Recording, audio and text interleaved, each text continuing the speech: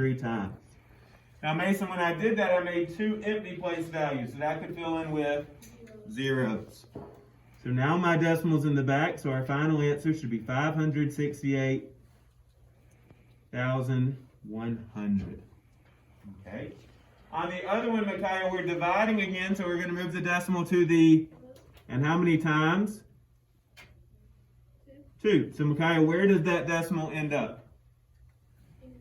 In the front. Very good. So our final answer should be 198 thousandths. Awesome. Any questions on any of those? Okay. Then let's go to number 4. Number 4 says that Nick bought a pair of shoes for $54.95. The sales tax was $3.85. What was Nick's total cost?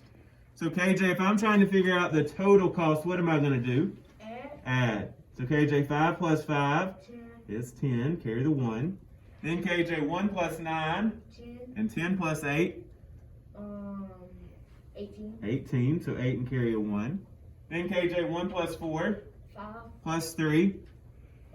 8. And then 5 plus nothing would be 5. Now, he did not spend $5,880. When I'm adding or subtracting decimals, KJ, what do I do with that decimal? You put it between the 8 and the 8. Between the 8 and the 8. Remember, the decimal comes straight down. So he spent $58.80. Very good. Any questions on 1 through 4? Okay, let's go on to number 5 then. So number 5, we are comparing these two numbers, trying to tell which one's bigger or if they happen to be equal. Okay? On the first one, they go to the same place value, so I don't have to stack them up necessarily. So Khalees, which one was the larger number?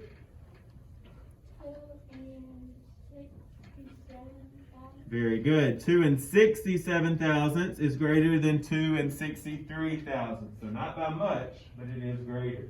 All right, Patrick, on the second one, we might need to stack those up.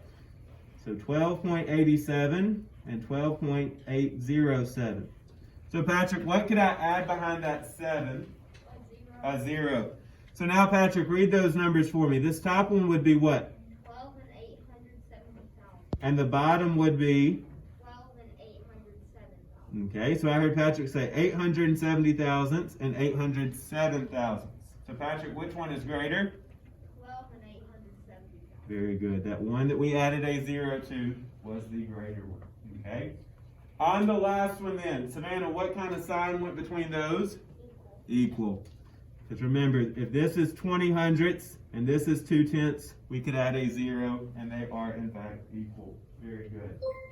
So let me catch up on some points. All right, let's go on to the next one then. We are rounding. We're rounding to the 10th place. So Christian, in the second one, which number should I underline? The 4. Which number is in control? The 8. So Christian, what's going to happen to that 4? It becomes a 5. So our final answer is 8 and 5 tenths. Caleb, on the next one for 62 and 62 hundredths, which number should I underline? So which number is in control? So what happens to that 0? It becomes a 1. So final answer, 62 and 1/10. Now on the last one, we have to be careful. This one's a tricky one. So Camille, which number is in the 10th place? So which number is in control? So Camille, that 9 is going to become a what? A 10. But I can't fit both a 1 and a 0 into one place value. So what do I do with the 1?